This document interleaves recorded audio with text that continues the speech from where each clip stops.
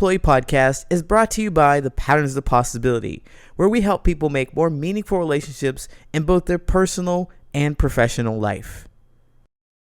Hi, I'm Coach Lee Hopkins. My pronouns are he, him, his, and I want to welcome you to the Engaged Employee Podcast. Our mission is to emphasize the relationship between the employee and the workplace with the goal of enhancing engagement levels to create a more productive and satisfying work environment. While many organizations strive to create a more engaging atmosphere, they often miss the mark by forcing connection with big team building events like axe throwing or escape rooms. Those activities only leave employees with a short-lived sense of belonging. Organizations may also try smaller and more suffocating events like happy hours or group birthday celebrations that their employees feel obligated to attend. As a social connections and business culture coach, I found that to create a stable, engaged, and productive workforce, there needs to be a shift in focus from mandatory fun and manufactured connection towards building trust and authentic conversation. Join me and a guest as we dive into social wellness strategies for the individual employee, techniques for developing interpersonal relationships with coworkers, and even some approaches for leaders to enrich the overall organizational culture. The Engaged Employee Podcast starts now.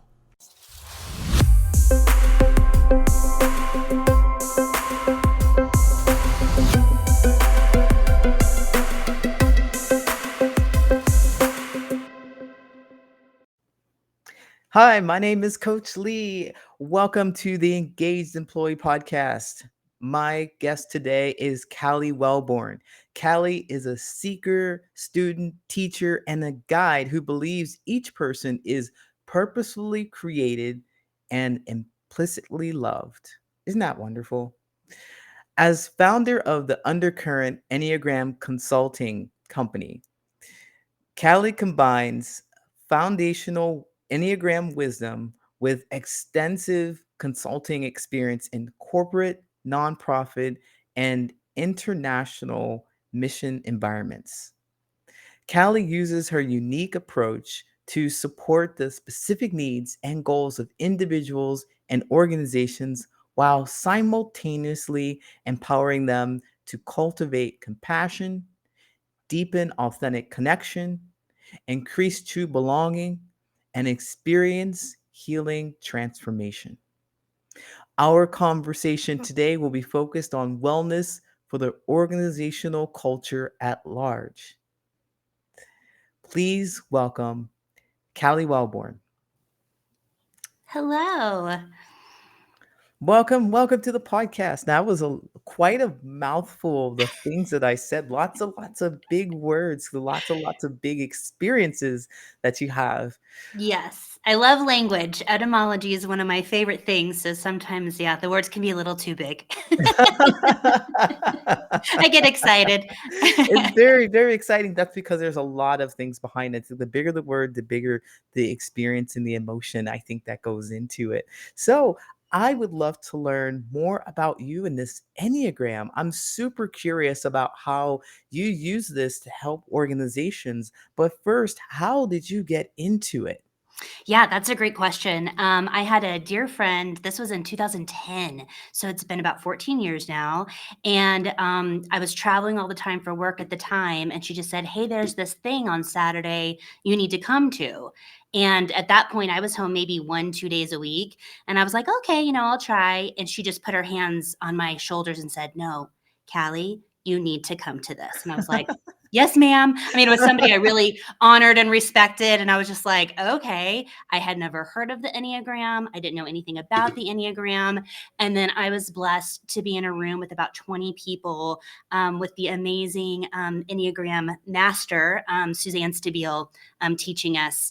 And it was, things were different since then. I mean, it changed my life. Even just that one session changed my life. And then I couldn't get enough. I just was studying and have been practicing that wisdom ever since. It's been transformational.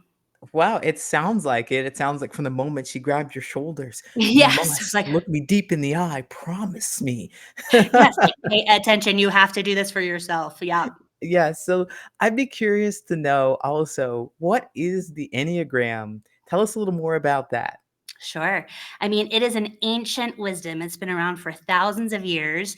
It's become popular. It's funny, when I first started learning about this, nobody even knew that word, but it's definitely become much more popular. And for me, the Enneagram is to help us realize that we have this armor of personality, and we misidentify that personality as who we are when actually it's who we're not. And if we can become aware of that armor and allow it to fall away, allow ourselves to let go of our tight grip on that, that's when we can get back to the truth Mm. of who we are, our true essential identity. And that's where we get to live, and reap the benefits of living as our true authentic selves. That's where joy and flow and purpose all come from, which is what I want for everybody, because I've experienced the difference, and I wish that freedom for everybody. Absolutely. I have a book on Enneagram too, and the nine I don't know what to call it, 9 chapters or 9 facets of it, or 9 9 types, 9 9 9. types, there we go. Mhm. Yep. 9 types of the Enneagram. So I understand, exactly what it's like, characterizing, figuring out which characteristics we have as a person, and we use those to understand more about how we move through the world and maybe identify or misidentify with those pieces. So Exactly. as I hear you say this, I know it's become a big buzzword, and I'm into spirituality. You can see by the crystals that I have here, and I think that that's something that organizations are not very used to. It's a new thing to enter a space of the traditional organizations. So my question is for you: how are you able to help organizations with this? That's a great question. I mean, it's an obstacle that I come up against often. But for organizations, the immediate benefit for them is better recruiting, better, more holistic teams, um, and that people want to stay longer because they have a sense of belonging. And so that kind of gets their attention. I don't think they realize the way we're going to get there is by people discovering their authentic self. I feel like when people know themselves individually, their true self, not that ego armor of personality, but their true self, that's when they can start contributing from a very generative place, instead of giving everything they have and feeling depleted at the end of the day or exhausted at the end of the day. When there can be environments that understand that we all have these different perspectives and that each perspective is absolutely vital, but they're all limited, right? So Ed Young, in his book An Immense World, talks about how talks about these bespoke slivers of reality. So those lenses through which we see, or those Enneagram types through which we encounter the world, are these bespoke slivers of reality. They're absolutely necessary, they're absolutely vital, but they're limited. And so if organizations can start expanding and broadening their diversity of perspective and including all of those different ways that people see, then they start to get a holistic point of view to where they can make decisions and approach things from a much more balanced stance. And that balanced perspective actually reaches more people. What I've learned is a lot of organizations are made up of a lot of the same types, Enneagram types.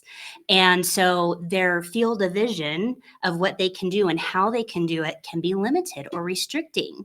And so even with that, they're not even reaching the audience, the broadest audience they can reach. So if they can include all of those perspectives and have teams that can learn from each other's perspectives, not have to make people see like them, but learn their own blind spots and then embrace and integrate and include other perspectives, then they can get there easier and they can reach more people. Absolutely. I love the idea of diversity of perspectives because we Yes, often think about DEI these days. We think about how diversity, equity, inclusion, but diversity doesn't just mean the next person of color, the next gender, the next queer person. What we're looking for is diversity of perspective. And that is another what's layer. supposed to help us understand more about how we can support or how we can solve the problem. Different Exactly. people looking at one problem from different angles will definitely be beneficial to the company. Now, Yes. what I help people do in my work, and that's why I enjoy what you do so much, is I help people make those meaningful connections. Essentially, when you have these diversity of perspective, you bring them together. And I believe you do something very similar with the Enneagram. You've got all these people with different perspectives. What do I do?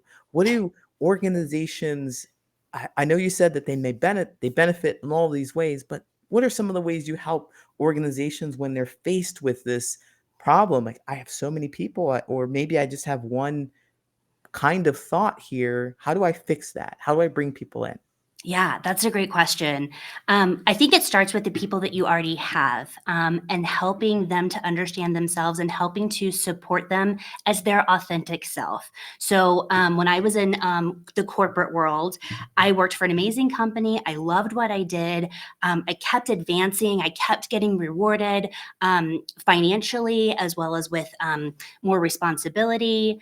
And ultimately, I burnt out. I got burnt out, and I was so confused because I thought all of the things that are supposed to be happening are happening. Why is this not sustainable? Why can I not stay in this? And what I realized, again with Enneagram wisdom helping me, was that what was being rewarded was my ego, was that armor of personality. And I'm not saying, oh, my ego was getting stroked like, oh, I felt so great. It was this basic fear of my type, my lens, is this fear of not being good. Right. So then I put all that I'm doing dominant. So I put all this action into place to prove to myself and to other people, oh, yes, I am. And look, and so I have these ever escalating standards that nobody puts upon me, but I do. But companies love people like that, right? Because they're constantly going, they never stop, they're always making everything better, but it's at the detriment of themselves. And so I feel like with organizations, that they can start to see what that's like for each of the 9 types, because it's different for each type, instead of rewarding the ego, the superficial structure that they come to work with, if they knew the depth of the true individual and could reward those essential qualities of each person, that's where the company would be rewarded by getting the contribution that comes from that generative place. And so they could retain a ton more people because they'll have the sense of belonging, knowing that they're contributing from an authentic place. So that's what I see as the greatest benefit for companies. I love that. Award the essential, what was it? Essential qualities? Yes, they're essential qualities, that the essence of who they are, who they can never not be. It's just who they are, not who they feel they have to be to fit into an environment.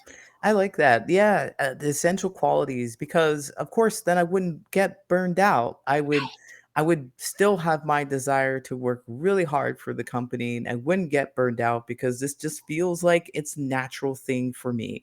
That's what Exactly. happens when you're not on the ego, when you're not running and fulfilling the ego. Right, and you feel seen, and you feel recognized and rewarded for just being who you are, instead of being what somebody, trying to live up to somebody's expectations.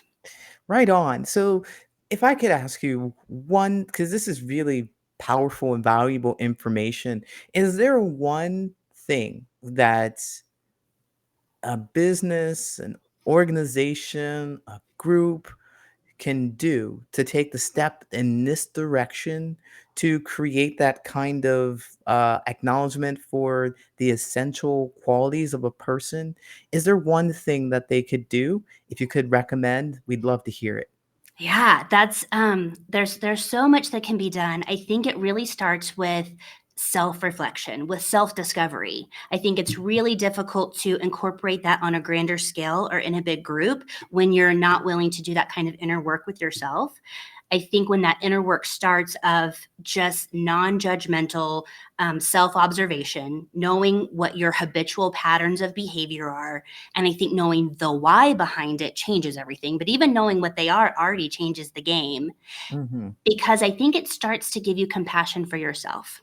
And when Mm-hmm. you start having compassion for yourself and learning that other people are doing the same thing you're doing, just in a different way, it's like a different flavor of ice cream, you also can extend compassion towards them.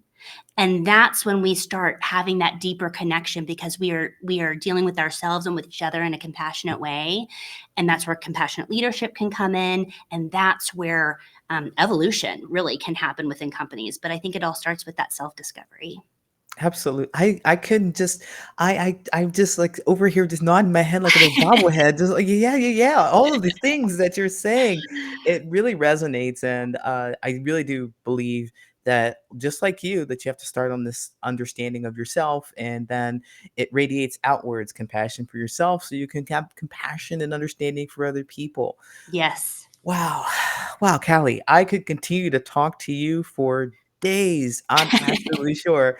But our podcast is short for a reason. We have things to do. So, what are you up to these days? How can people get a hold of you? What's new in your life? What would you like to share with the audience? Thanks for asking, Coach Lee.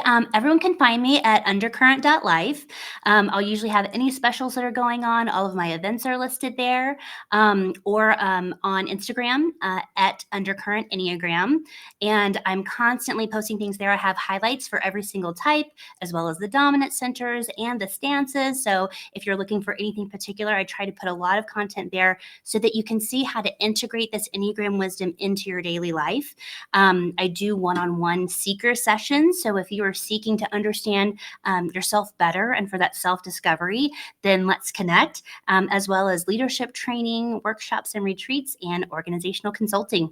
My ultimate dream is to incorporate Enneagram wisdom into systems and processes in organizations as well, so that everything we're doing is coming from a holistic, balanced place with perspective empowerment.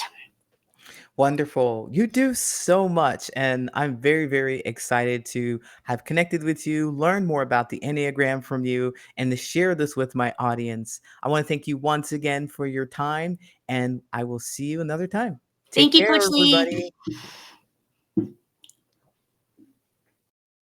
you have it, another insightful episode of the Engaged Employee Podcast. We hope you enjoyed the deep dive into the world of employee engagement, leadership, and workplace dynamics.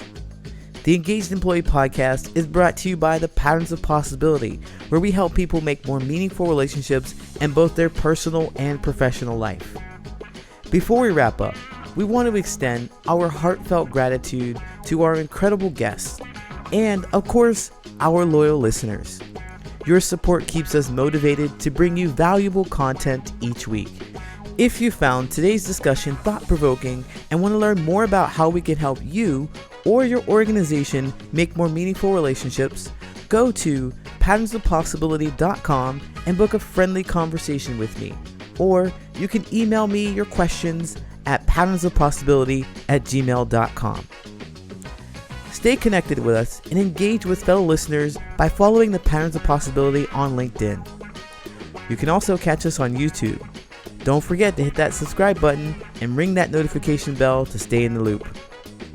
And if you prefer the audio version, make sure to subscribe on Apple Podcasts, Spotify, or wherever you get your podcasts.